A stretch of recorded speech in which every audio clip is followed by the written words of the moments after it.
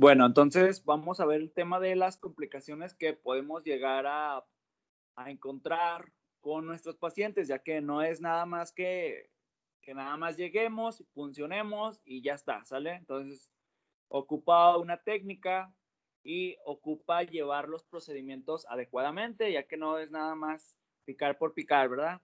Es complejo el procedimiento y pues podemos llegarle a provocar efectos no deseados a nuestro paciente debido a una mala técnica o una mala fijación, como vimos el día de ayer.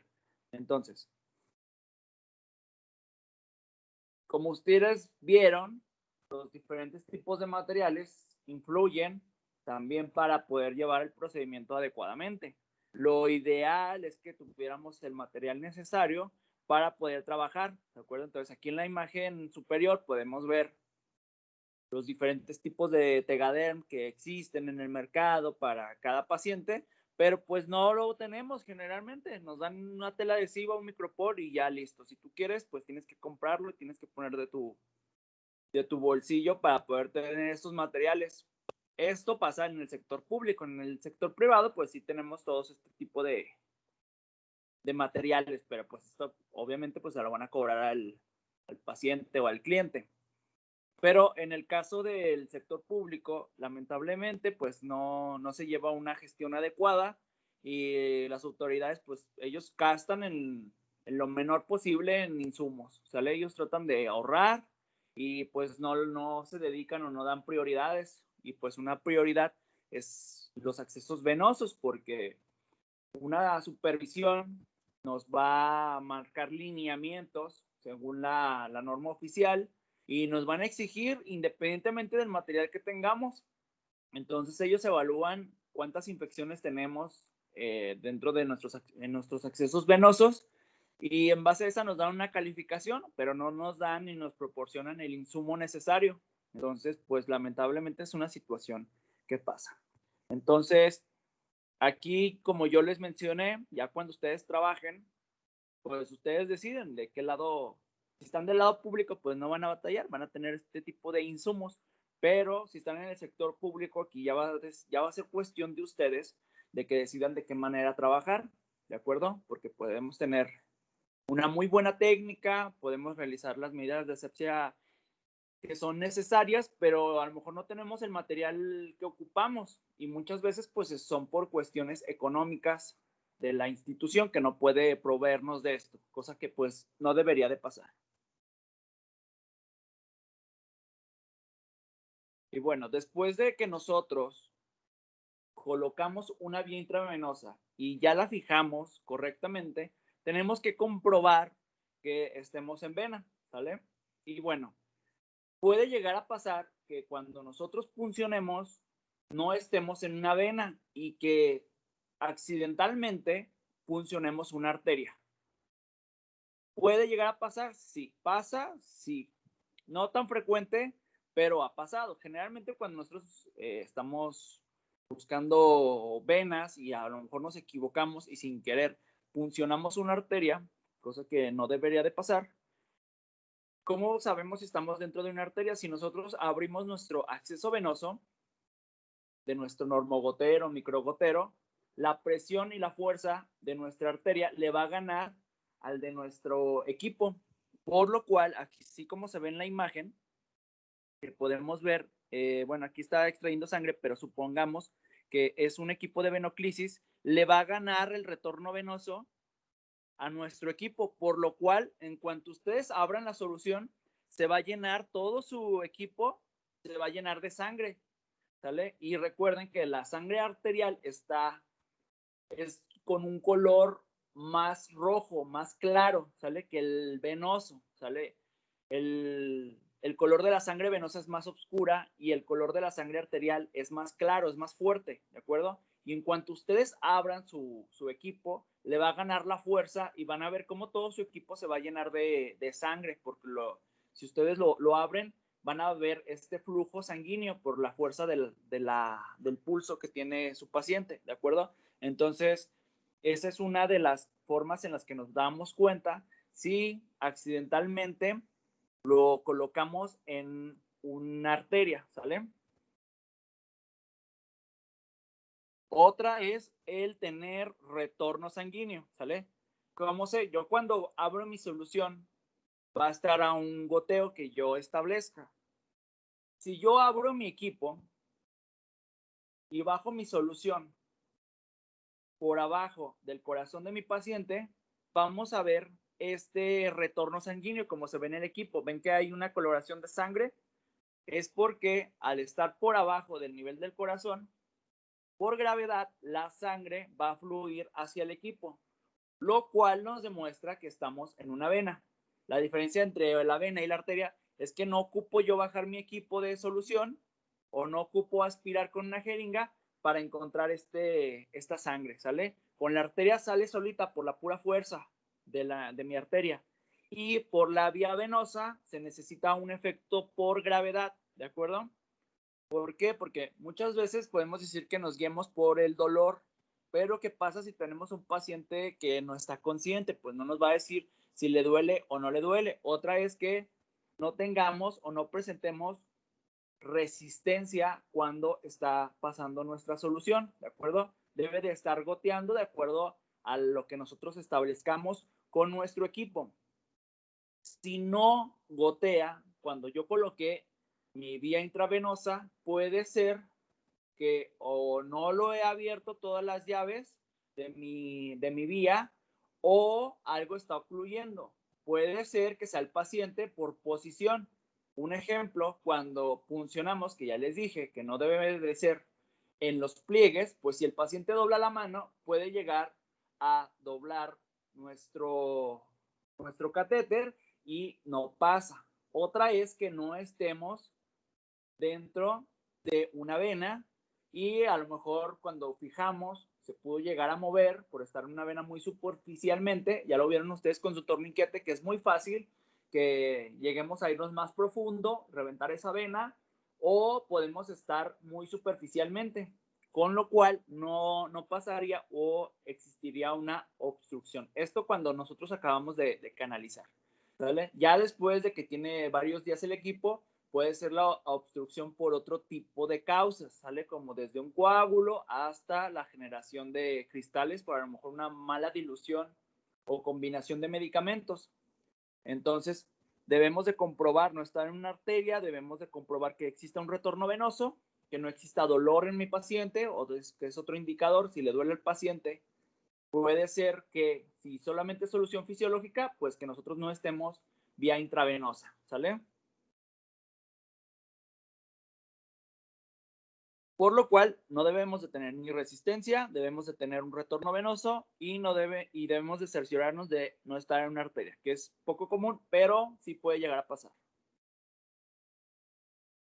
Y bueno, ayer vimos cómo sería lo ideal de tener nuestras venoclisis, ¿sale? Entonces, ustedes como estudiantes, yo les recomiendo que pues si traigan sus tregas para en cuanto tengan la oportunidad de canalizar, lo hagan y lo hagan que les quede de esta manera, ¿sale? Así pueden presumirlos y que les queden bonitas y no presumirlas cuando pues no están bien colocadas, ¿de acuerdo? Entonces, bien importante la forma en la que nosotros realicemos nuestras fijaciones, ¿sale? Que sean más estéticas y principalmente que nosotros podamos visualizar nuestro acceso venoso, ¿sale? Para que nuestro paciente o las personas que están atendiendo a mi paciente pues puedan cerciorarse de que no hay ningún tipo de complicación. Ahorita vamos a ver los tipos de complicaciones que podemos encontrar con nuestros pacientes.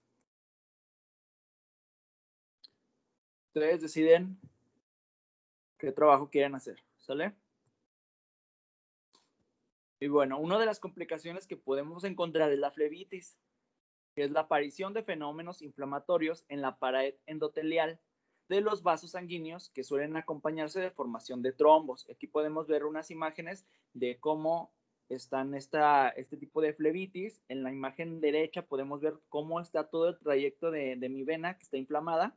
En este caso, pues vamos a suponer que sea por una venoclisis ya mal aplicada o que desarrolló un proceso infeccioso. Y las causas principales es un calibre inadecuado del catéter, a lo mejor tomé un catéter más grande de lo que tenía la capacidad mi vena, una deficiente fijación del mismo, ya sea porque lo contaminamos o porque realizamos una técnica inadecuada con ella. La medicación muy concentrada, bien importante saber en cuánta solución voy a diluir mi medicamento, ¿sale? Porque hay medicamentos que son muy fuertes con nuestras venas y pueden generar este tipo de irritación o incluso las pueden llegar a quemar, ¿sale? La administración de fármacos, vesicantes y soluciones hipertónicas y una infección en el catéter que a lo mejor nosotros lo contaminamos por realizar una técnica inadecuada. Simplemente si nosotros no nos ponemos nuestros guantes y realizamos un lavado de manos inadecuado y accidentalmente cuando estoy canalizando toco la punta de mi aguja o de mi yelco, pues cuando yo puncione le estoy introduciendo estos bichos que posteriormente pueden desarrollar una infección, ¿sale? Entonces, bien importante el lavado de manos, bien importante el uso de guantes, ¿sale? Para tratar de evitar lo mejor posible este tipo de infecciones que podemos llegar a provocar, ¿sale? Entonces, la flebitis es una infección, es una inflamación de nuestra vena y es causada por estos motivos que yo les comenté. Puede ser mecánica, si se debe al propio catéter, a la técnica de inserción o de fijación, ¿sale? Entonces, esta es por nuestra causa. Puede ser química, se produce por la acción de ciertos fármacos. Puede ser infecciosa, por algún tipo de bacteria que puede llegar a contaminar mis equipos, por lo cual va a provocar este efecto de flebitis.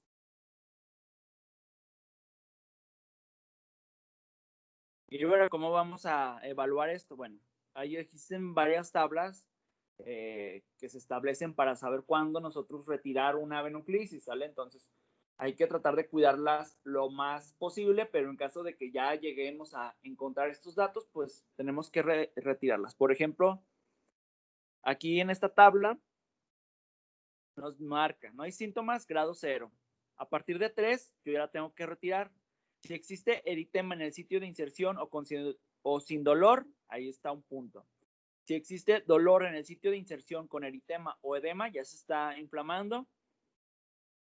El 3, dolor en el sitio de inserción con eritema o edema y formación de beta y cordón venoso palpable. Ya se empieza a notar más este tipo de inflamación, pues ya yo lo tengo que retirar, tengo que buscar otro tipo de acceso venoso. ¿Y cómo vamos a prevenir esto? Bueno, vamos a realizar una técnica aséptica durante la inserción y manipulación posterior a la del catéter. Una fijación adecuada del mismo, hay que inspeccionar el sitio de inserción, que si tenemos un apósito transparente, pues es más fácil. La dilución adecuada del fármaco, bien importante. Si no sabemos en cuánto se diluye el medicamento, hay que preguntar, ¿sale? No nos cuesta nada preguntarle al compañero en cuánto se diluye este medicamento, porque si nosotros suponemos en cuánto diluye un medicamento, pues puedo causarle más daño a mi paciente, sale que beneficio. Entonces, bien importante, esto después lo van a ver en cuánto se diluye cada uno de los medicamentos, pero no van a ver obviamente todos los medicamentos que van a estar manejando dentro del ámbito hospitalario. Entonces, bien importante, si no sé, pregunto, no pasa nada, ¿de acuerdo? Ya con la experiencia y con el tiempo, ya ustedes van a saber en cuánto se diluye un medicamento, ¿de acuerdo? Pero pregunten, siempre estar preguntando, oye, ¿en cuánto se diluye este? Oye, si tienen dudas, pregunten.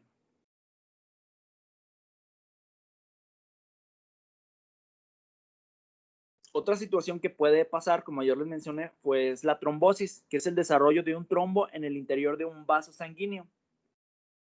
Y un trombo vamos a establecer que es cualquier cosa que nos pueda obstruir nuestra vía venosa, ¿sale? Puede ser por sangre, puede ser por fibrina, puede ser por medicamento mal aplicado.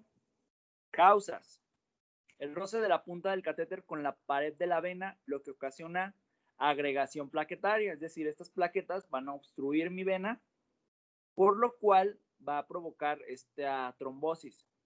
Puede generarse por daño al vaso durante la instalación con la guía.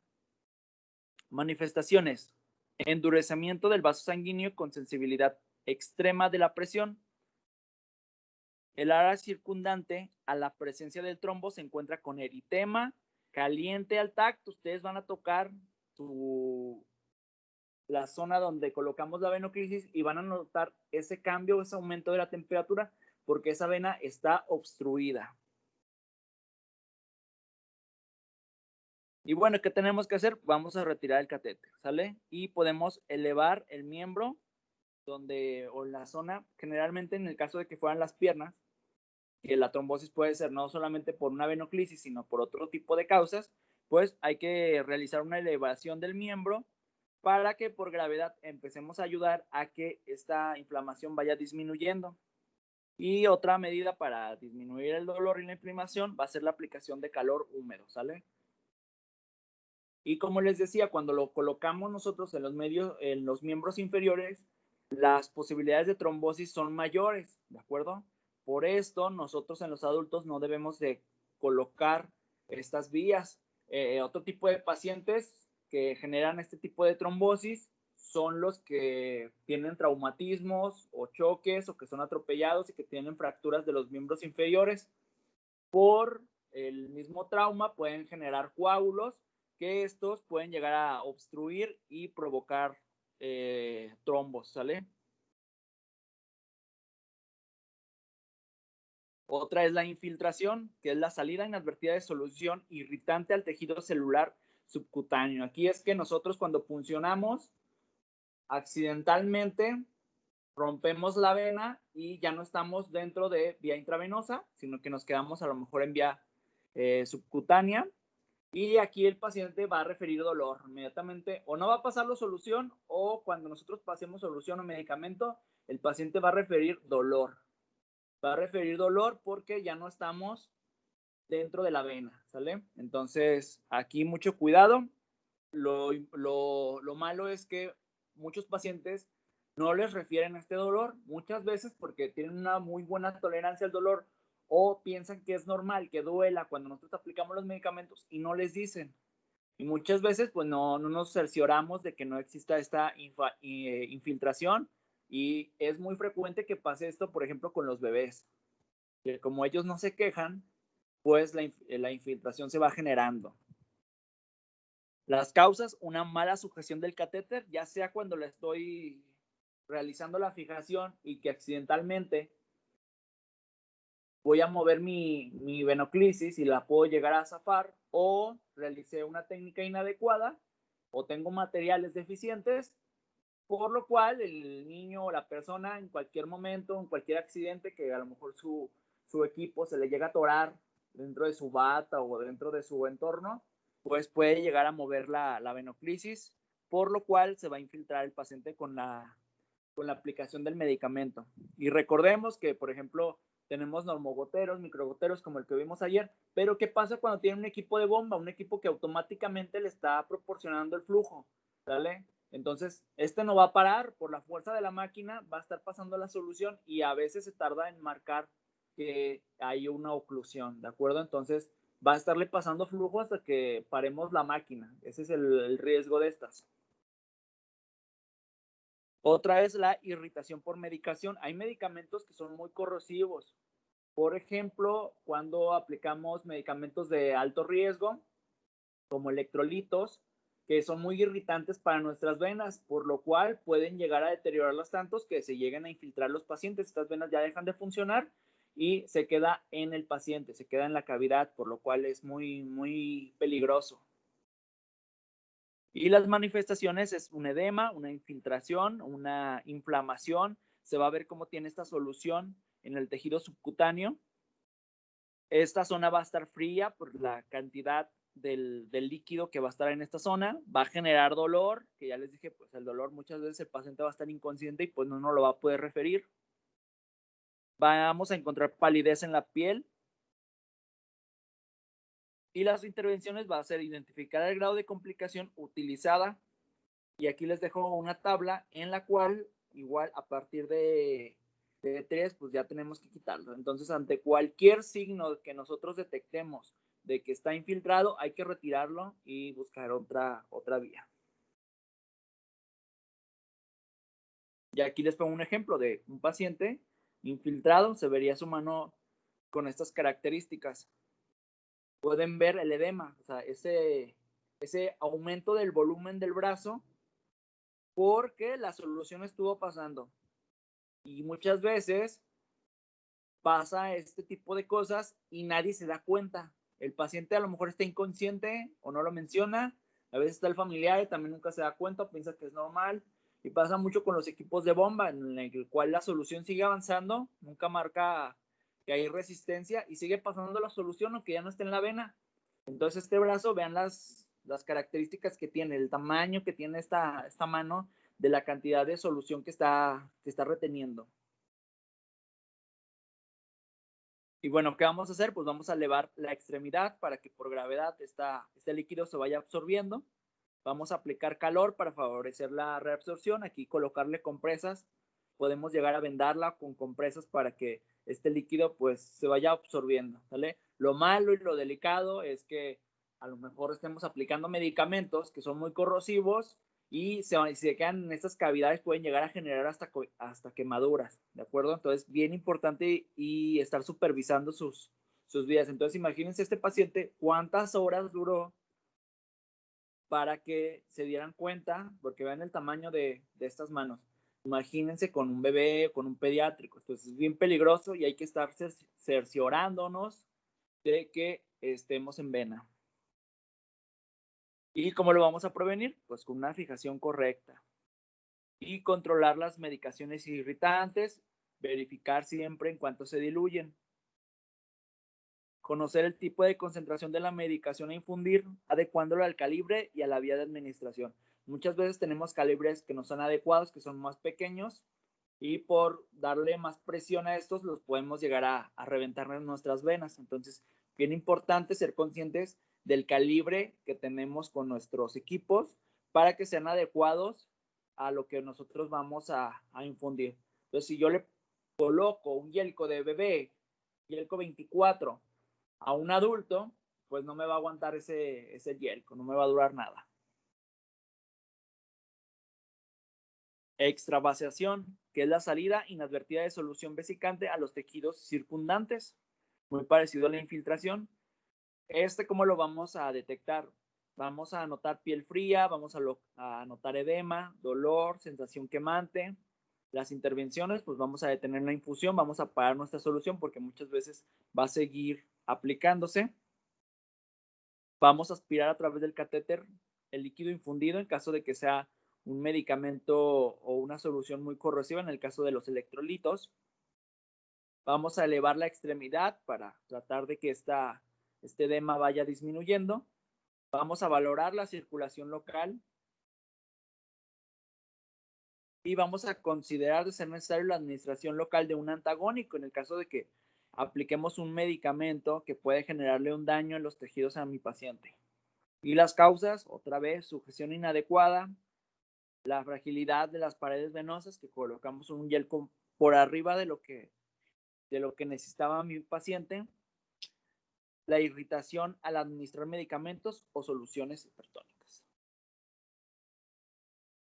Y la prevención, pues sujetarlos adecuadamente y estar verificando de que mi venoclisis siga funcionando. Conocer el tipo y concentración de la medicación a infundir, ¿sale? Entonces, bien importante siempre estar estudiando, siempre estar preguntando si nosotros no sabemos en cuánto se diluyen los medicamentos.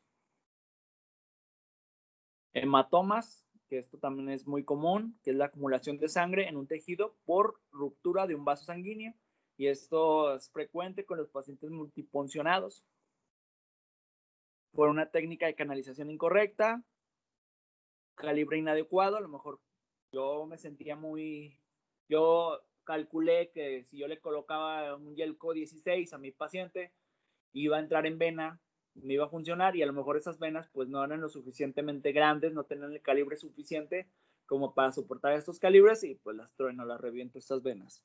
Por lo cual voy a generar estos hematomas.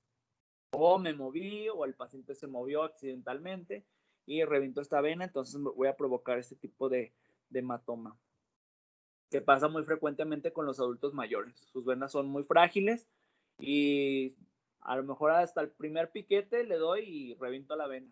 Entonces es muy frecuente que pasen este tipo de complicaciones.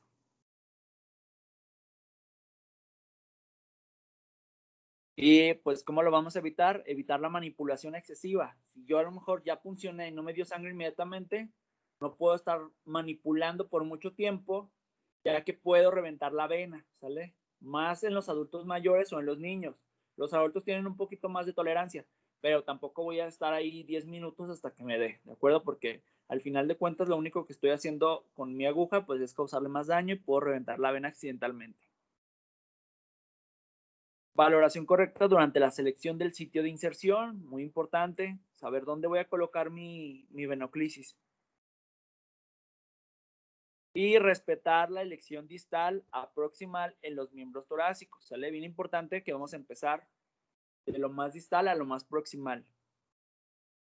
Y seleccionar de manera correcta el calibre que nosotros vamos a escoger, ¿sale? Y eso es en base a el paciente y a lo que el procedimiento que le vayamos a realizar y a la experiencia que ustedes tengan para canalizar. Entonces, a lo mejor se sienten muy habilidosos. Yo le pongo un 14 y pues a lo mejor el calibre de nuestra vena no era suficiente como para soportar estos calibres. Entonces, bien importante valorar estos aspectos, ¿sale? La oclusión del catéter, que es la incapacidad para infundir, aspirar dentro de un catéter intravascular.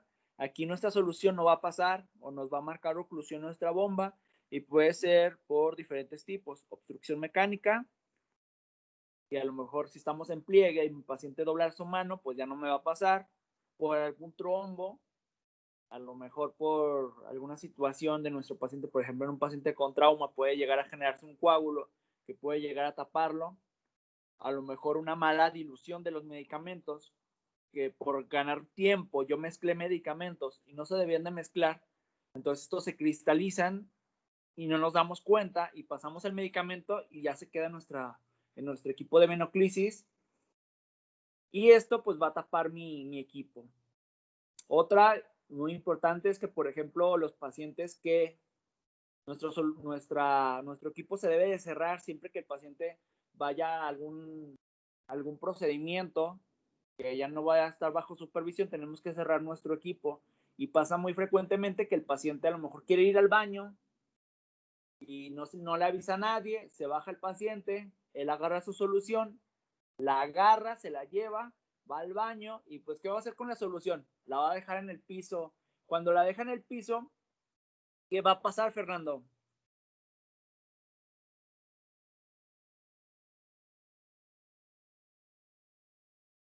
Fer. ¿Me puede repetir la pregunta, por favor? Fer, su paciente se bajó de su camilla o de su cama sin avisarle. Él agarró su solución, la quitó de su tripié donde se cuelga, va al baño, se lleva la solución y obviamente llega al baño, se sienta el paciente para hacer sus necesidades, la solución la deja en el suelo. ¿Qué cree que va a pasar con esa solución? ¿De qué va a dejar de pasar? Va a dejar de pasar. ¿Y qué más le va a pasar? ¿Puede llegar a infectarse? Otra cosa que le puede llegar a pasar cuando baja su equipo, su solución, su Que se suero. salga el yelco. No, está bien fijado. Usted lo dejó súper bien fijado. Entonces el paciente tiene cuidado. Que Lo lo baja. escuché muy trabado, no lo entendí. Usted colocó su venoclisis de manera adecuada. Hizo una fijación perfecta. Solamente el paciente no le avisó. Se fue al baño. Se sentó. Agarró la solución. La dejó en el suelo. Y usted le puso un calibre 16, 18. Entonces tiene buen flujo. ¿Qué cree que va a pasar cuando esa solución la deje en el suelo?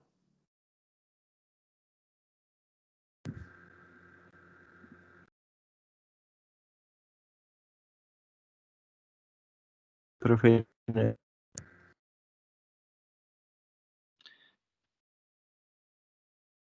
¿Sí o no? es que no lo entendí, se escuchó muy trabado. A ver, lo voy a repetir por última vez. Si no, ya no la contesta Jimena. Ya levantó la mano. ¿Qué pasa si yo bajo mi solución sin cerrar mi equipo de normogotero, microgotero, equipo de bomba? Si yo no lo cierro y mi solución la pongo por abajo del corazón de mi paciente, ¿qué es lo que va a pasar con ese equipo?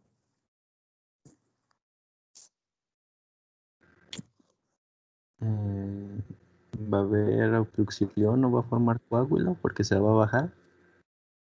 A ver, Jimena, ¿qué es lo que pasa con esos pacientes? Vamos a tener un retorno venoso. Vamos a tener el retorno venoso, que les dije que era una comprobación de que estamos en vena. Entonces, ¿qué pasa con estos pacientes? Que cuando no cerramos nosotros nuestro equipo, porque pues el paciente no sabe, el paciente nunca le explicamos o le dijimos y no le importó, que cuando fuera a ir al baño, nos avisara para nosotros cerrar el equipo y él pudiera ir al baño con ayuda o sin ayuda, baja su solución y va a existir este retorno venoso. Entonces, ¿qué pasa? Pues de que ya llega el paciente y ya le dice, Fer, mire lo que pasó, ya todo su equipo se va a llenar de sangre, todo el normogotero, esa sangre va a circular en todo el equipo y puede llegar incluso hasta la solución, entonces ya se la echó a perder, tiene que cambiar todo, desde la solución, el equipo, la venoclisis probablemente va a seguir funcionando, pero vamos a generar este tipo de coágulos, entonces pues hay que hacer este procedimiento, ¿sale? Entonces, el retorno venoso va a existir siempre que la solución esté por abajo del nivel del corazón. Por gravedad, la sangre va a fluir, ¿de acuerdo? Entonces, bien importante cuando un paciente va a ir al baño, va a ir a algún procedimiento, nosotros cerrar nuestros equipos. Sale explicarle al paciente de que si va a ir al baño o va a ir a algún procedimiento, nos avise para nosotros cerrar este equipo, porque si no, por gravedad, la sangre va a fluir sobre el equipo y nos lo va a echar a perder y pues nos va a generar una oclusión, porque si esto no nos damos cuenta, se pueden generar coágulos de sangre en nuestro equipo, lo cual puede llegar a tapar mi catéter, y si me lo tapa, pues a lo mejor ya no lo va a poder destapar. A veces se tapa y le pasamos un bolo, le pasamos solución fisiológica vía intravenosa para destaparlo, pero estos coágulos pues van al torrente sanguíneo, entonces sí es peligroso, ¿de acuerdo? Muchas veces se deshacen solos, pero nos puede llegar a pasar y pueden ocluirlo y muchas veces ya el equipo ya deja de funcionar cuando los catéteres son muy pequeños y pues tenemos que recanalizar a nuestro paciente, todo porque no le expliqué a mi paciente o no le cerré yo el equipo cuando va a algún procedimiento. ¿De acuerdo? Entonces, es algo bien frecuente que pasa. Generalmente cuando están en atención médica continua o en urgencias, que no nos damos cuenta, veamos al paciente que va al baño y pues nunca me cercioré de que el equipo esté cerrado. Porque sí, cuando el paciente va caminando, muchas veces sí, el suelo lo lleva levantado, pero ya cuando va al baño no se va a quedar con la mano levantada o no se lleva el tripié. Entonces ya en cuanto lo baja, me echa a perder todo el equipo, ¿de acuerdo? Y pues es más tiempo, es otro piquete, es otro riesgo. Mi inversión de mi Tegader de 20 pesos, pues ya se perdió y pues tengo que ponerle otro, ¿verdad? Entonces, mucho cuidado con eso, ¿sale? ¿Y cómo nos vamos a dar cuenta? Pues va a haber resistencia cuando existe algún coágulo o ya está tapado mi yelco, ya no va a pasar la solución o ya no va a pasar el medicamento que yo quiero. Entonces, pues aquí lo que podemos hacer es irrigar, vamos a pasar un bolo de solución para tratar de destaparlo si el coágulo es muy pequeñito. Y las medidas preventivas, pues va a ser la vía tras la infusión de medicamentos o hemoderivados. Muchas veces transfundimos y pueden llegar a quedarse segregaciones y pues tenemos que limpiar estos equipos para que no exista este problema de coágulos. Igual, la fijación, asegurarse que la disolución es correcta de los medicamentos, que no los estemos combinando sin saber si se pueden o no combinar, porque podemos generar esto que se llama cristalización. Cuando los medicamentos no pueden ser combinados, se hacen unos cristales en la solución, lo cuales ocluyen, van a tapar nuestro catéter y ya no va a funcionar, ¿de acuerdo? Y pues el medicamento no va a funcionar tampoco. ¿Vale? Entonces, muy importante no andar combinando medicamentos si no sabemos si se pueden o no combinar, ¿sale? Y pues les va a generar este tipo de problemas de que pues ya no está pasando la solución.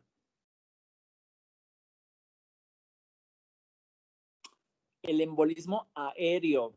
Es la introducción del aire dentro del sistema circulatorio. Y aquí sí es así una súper duda, y aquí es de lo principal que les van a decir sus pacientes. Mire, señorita Fer, tengo una burbuja. Mira, se me fue una burbuja cuando me pasó mi medicamento, ya me va a matar. Y Fer viene asustado porque ya le pasó la burbuja. Para que generemos esta embolia o este embolismo aéreo provocado por aire, ocupamos demasiados centímetros de aire para provocar este efecto, ¿sale? Entonces ustedes no se preocupen en cuanto a que se le fue una burbujita o dos, porque suele pasar a lo mejor porque nosotros no logramos, no logramos nosotros limpiar nuestro equipo de aire, no logramos purgarlo, quitarle el aire adecuadamente a nuestro equipo. Ayer les mostré cómo lo vamos a realizar de manera rápida.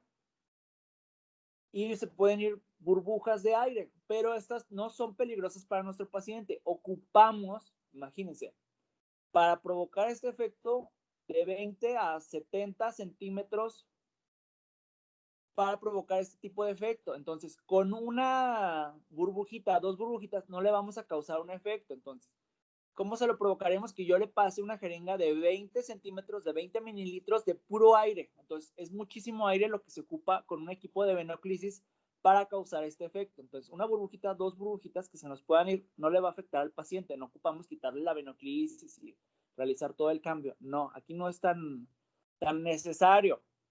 Pero, por ejemplo, sí puede llegar a pasar en accesos venosos más grandes.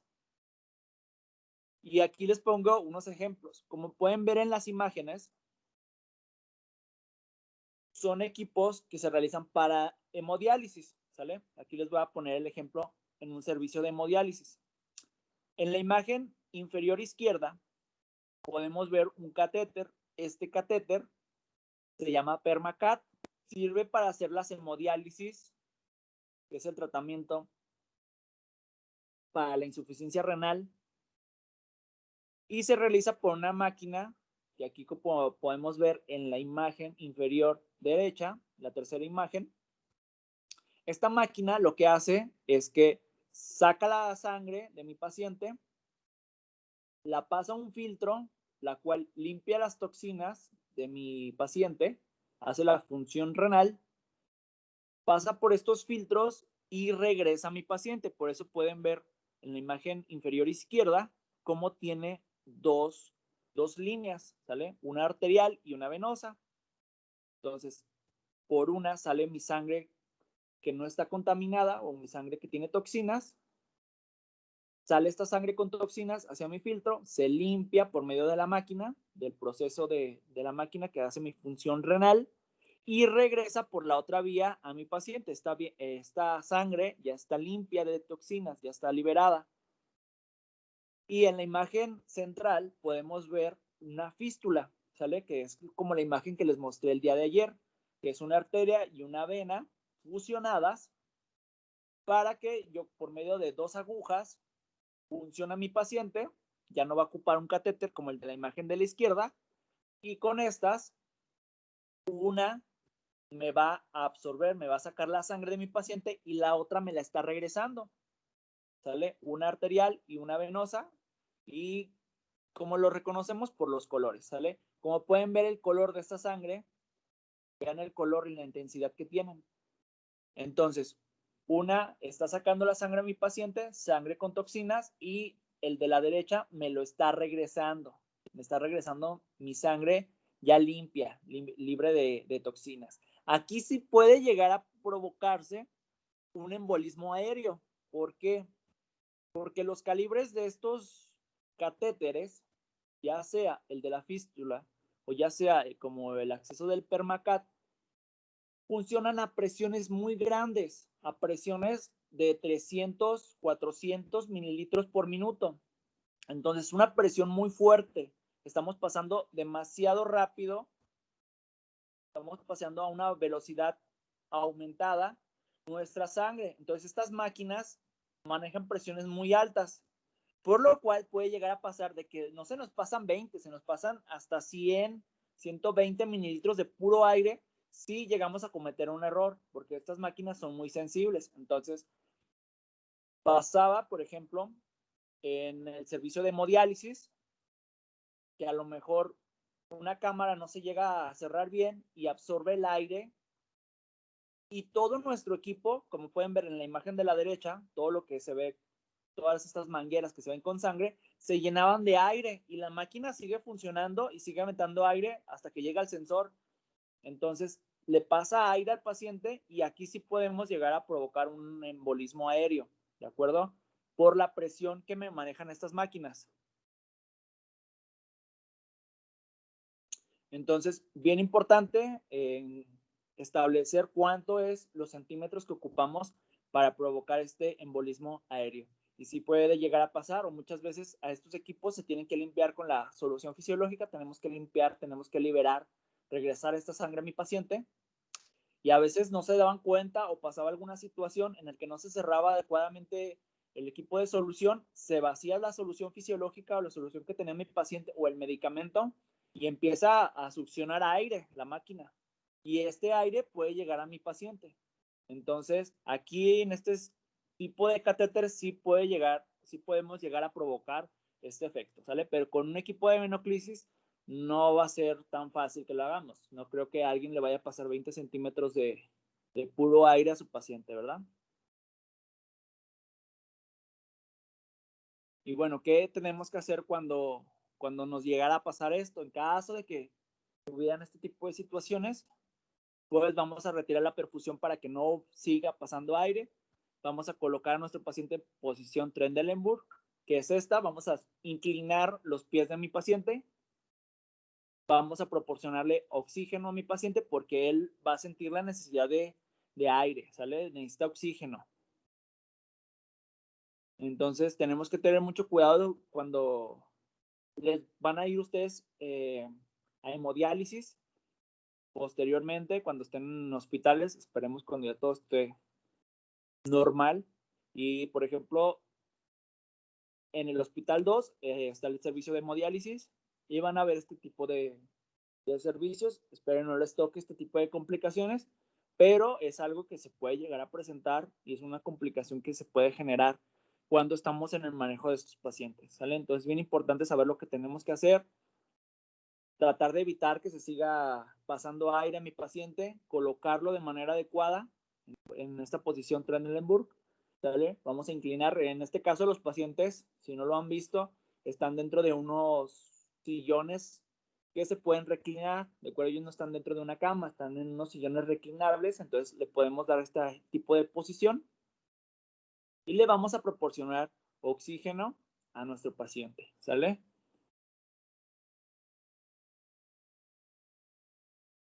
El embolismo pulmonar.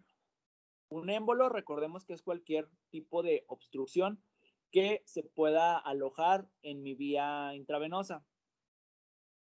Y puede ser de diferentes estructuras, ya sea por sangre, ya sea por fibrina.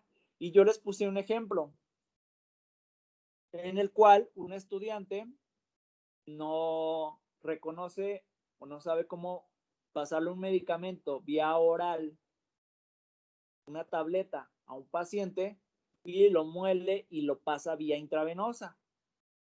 Entonces, la agregación de esta estructura puede llegar a provocar este embolismo, ¿sale? Este coágulo llega a la vía pulmonar y era el ejemplo que les presenté la vez pasada de un estudiante que muele un medicamento y lo pasa por un catéter. Y como el calibre del catéter es muy grande, pasa a la vía venosa, ¿sale? Con un equipo de venoclisis lo vamos a obstruir y a lo mejor ya no va a pasar, ¿sale? Echamos a perder la venoclisis y ya. Pero si tuviera un catéter central, que son calibres más grandes, o tuvieras un paciente un calibre 14, probablemente va a pasar estos tipos de pastillas molidas. Entonces, vamos a generar un embolismo pulmonar, ya que estamos en el torrente sanguíneo y si recordamos cómo está la circulación de nuestro paciente, pues va a llegar a la vía pulmonar. Causas: un trombo desarrollado in situ en la zona que nosotros lo aplicamos, procedente del sistema venoso, puede ser por un proceso patológico en el cual un agregado de plaquetas o fibrina incluye un vaso sanguíneo. Y aquí pues les decía, cuando introducimos sustancias que no deben de ser aplicadas vía intravenosa. Puede ser provocado también por alteraciones en los factores de la coagulación de forma de coágulo, y aquí les ponía el ejemplo de pacientes que son accidentados y hay coágulos de sangre en el torrente, generalmente cuando hay fracturas expuestas, y pueden llegar a provocar una embolia pulmonar.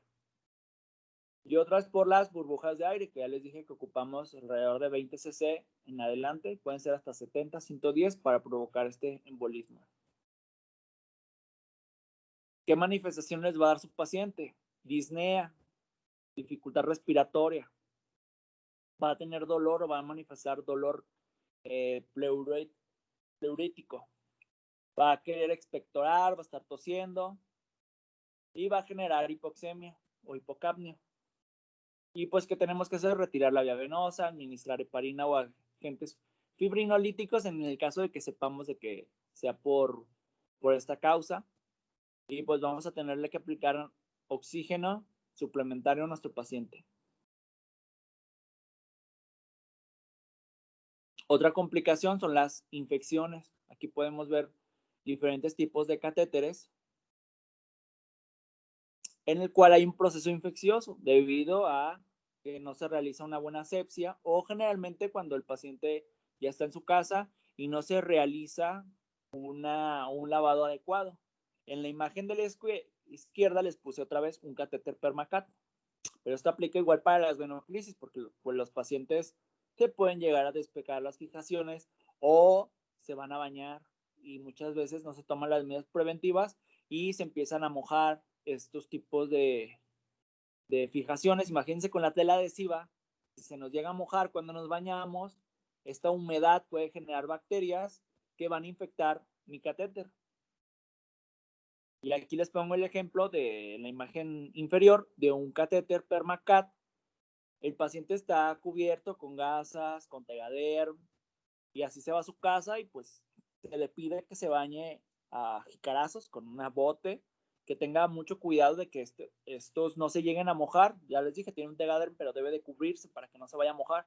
Pero si no queda bien fijado o el paciente se baña con regadera y aunque parezca chiste, se van a la playa, se van a la alberca y se llegan a mojar, pues imagínense, con la gasa mojada y supongamos un paciente que se le hace el tratamiento cada 3 días, imagínense cuánta humedad va a generar, cuántas bacterias se van a producir en estos sitios y pues se va a generar una infección. Y era algo que estábamos en el servicio de hemodiálisis, llegábamos, despegábamos, quitábamos nuestro parche y pues el acceso del catéter todo mojado, todo empapado.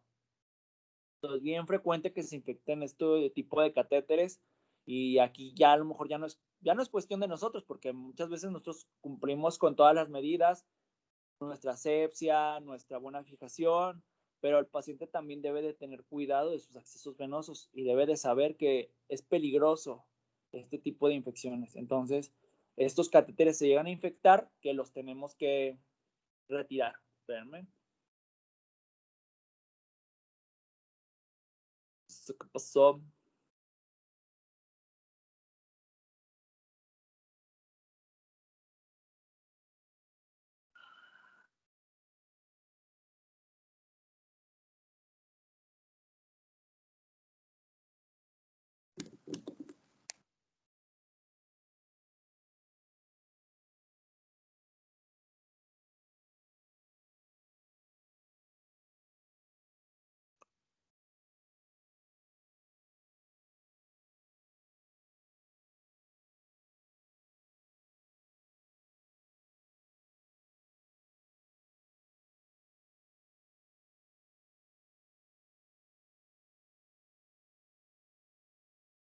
Entonces, aquí es una cuestión de educación, ¿sale? De educación a nuestro paciente y de tener las medidas necesarias para cuidar este tipo de accesos.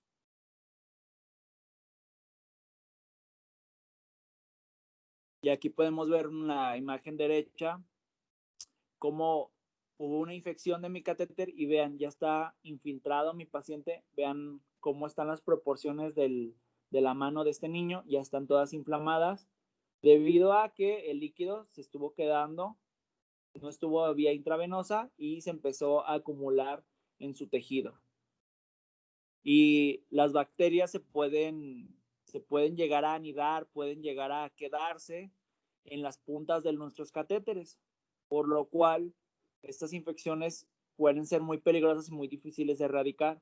Entonces, incluso se deben de realizar cultivos con las puntas de estos catéteres para saber cuál es la bacteria con la que debemos de tratar, bueno, con el antibiótico que debemos de tratar a nuestros pacientes para eliminar este tipo de bacterias, porque se van a quedar en las puntas y es muy difícil, y esta infección pues está en el torrente sanguíneo, ¿sale? Entonces es bien peligroso que pasen este tipo de infecciones, porque se quedan en las puntas de los catéteres y por más de que nosotros estemos aplicando antibióticos, pues la infección va a seguir porque el agente infeccioso está en la punta de mi catéter, ¿sale? ¿Sí, Jimena? Un comentario. Yo me acuerdo cuando estaba en el hospital, teníamos una niña, pero pues sí, donde estaba la inserción para el catéter, agarró una infección y, ¿qué era? Creo que era Escherichia coli.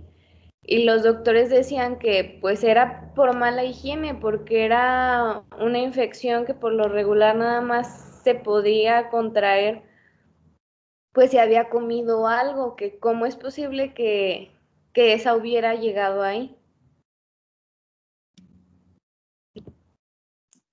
¿Qué es lo que pasa con las colonizaciones y, por ejemplo, con este tipo de infecciones por comida?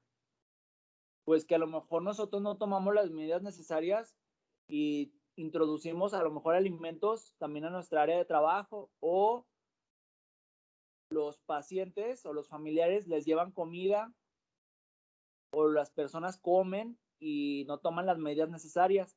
Por ejemplo, les voy a poner un ejemplo así súper, que dices, ¿cómo va a ser posible que pase eso? En el servicio de hemodiálisis, cuando nosotros estábamos en el servicio, pues obviamente debes de tener medidas higiénicas suficientes, y esto es respecto a los pacientes, para cuidar sus accesos. Entonces muchas veces llegaban con alimentos y durante su sesión, déjenles pongo el contexto, una sesión de hemodiálisis dura 3 horas. 3 horas el paciente va a estar conectado a una máquina en la que vamos a estar extrayendo su sangre, la vamos a estar limpiando, la estamos filtrando, se la regresamos. Entonces el proceso generalmente dura 3 horas, puede llegar incluso a durar más, pero en general dura 3 horas. Entonces pues el paciente pues, se aburre, el paciente generalmente pues se duerme, pero hay unos que se llevaban comida y se ponían a comer en el servicio y muchas veces no les decían nada, cosa que obviamente la mayoría no está de acuerdo, pero había enfermeras que les valía y que se ponían con ellos, incluso, déjenme les digo, o sea, que unas que se ponen a vender comida dentro del servicio. Entonces, ¿cómo va a ser posible que pase ese tipo de cosas? Y sí pasa, es lo peor, que sí pasa. Entonces, el paciente ahí comiendo en el servicio. Y podemos entender de que a lo mejor viene el paciente del trabajo, pero de todos modos, si es un tratamiento, se debe de respetar este.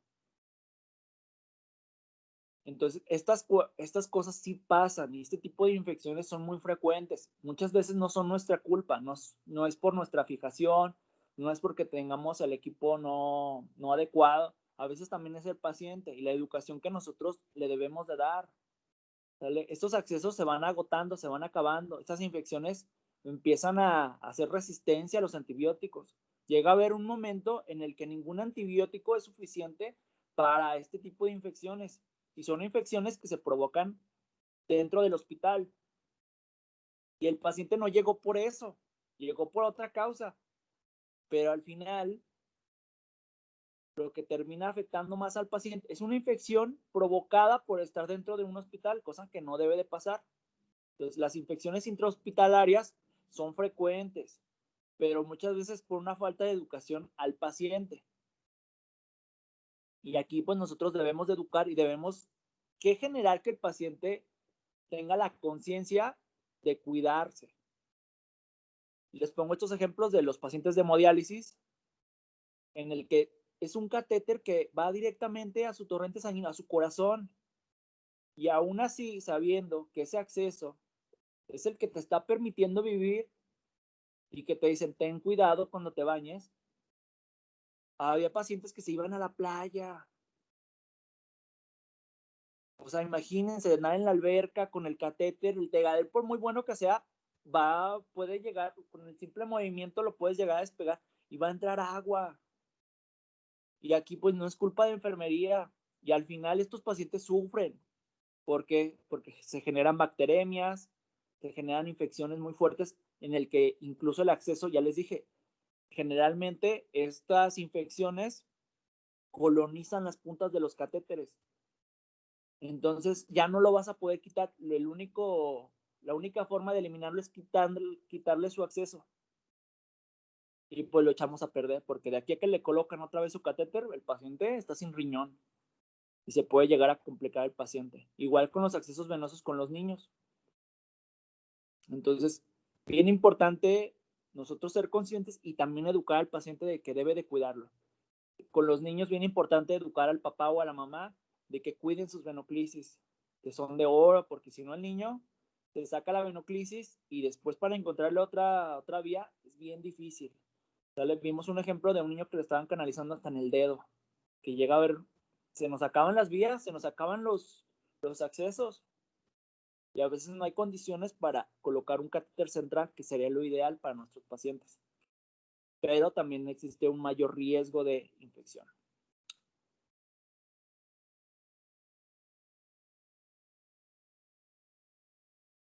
Y aquí podemos ver en esta imagen cómo las puntas de los catéteres pues van a hacer la diseminación de la infección de las bacterias.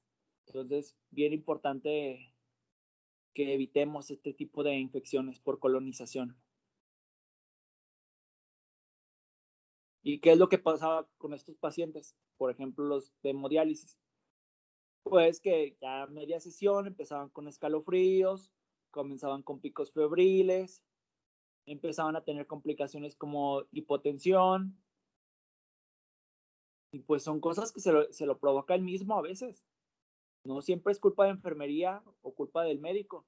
Muchas veces es por la falta de responsabilidad que tienen estos pacientes. Y llegábamos a encontrar los catéteres todos infectados, todos llenos de pus, quitándole la gasa toda mojada, empapada. Y es lo mismo con nuestras vías intravenosas. Bien importante educar al paciente que se la cuide, que nos avise si va a ir al baño, para nosotros cerrar el equipo. Si se va a bañar, nosotros tomar las precauciones para que no se vaya a mojar tanto esa mano, ¿sale? Que si ya se empezó a despegar, pues buscar la forma de cambiar la fijación de manera que no lo vayamos a infiltrar, hacerle una asepsia con clorexidina si tenemos, ¿sale? Bien importante hacernos responsables y hacer responsables al paciente, ¿sale? Porque no todo es culpa de enfermería, no todo es culpa del médico, también nosotros debemos de educarlos para que ellos se hagan responsables. Y pues hoy podemos ver que ni siquiera un cubrebocas o que si quieran tomar la temperatura quieren.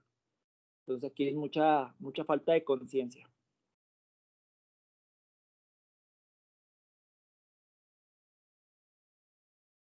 Entonces hay que tener bien establecido la importancia de las vías intravenosas, ¿sale? Desde la técnica, la asepsia, si tenemos, ya les dije, clorexidina es lo ideal que podemos utilizar. Las fijaciones que sean correctas, que nos permitan visualizar los sitios de inserción del catéter. Y los cuidados que les debemos de realizar cuando ya esté instalada, ¿sale? Como ustedes pueden ver, no se trata nada más de llegar, funcionar, ponerle mi telita y sacarle la foto para que sea bonita, ¿sale? Es un procedimiento que es peligroso para el paciente hasta cierto punto, ¿de acuerdo? Entonces tenemos que ser bien responsables. Este es de los procedimientos principales que va a manejar una enfermera, ¿sale? Ustedes ya cuando estén trabajando va a ser algo que van a hacer ustedes diario.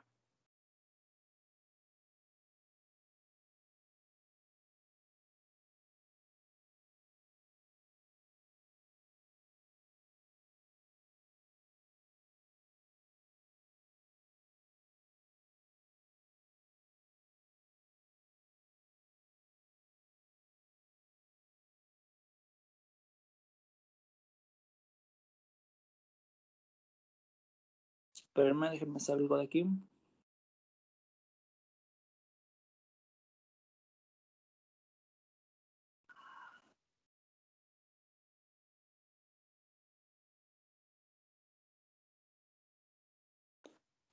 Sí, Jimena.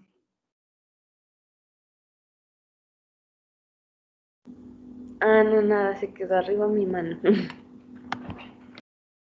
Ok.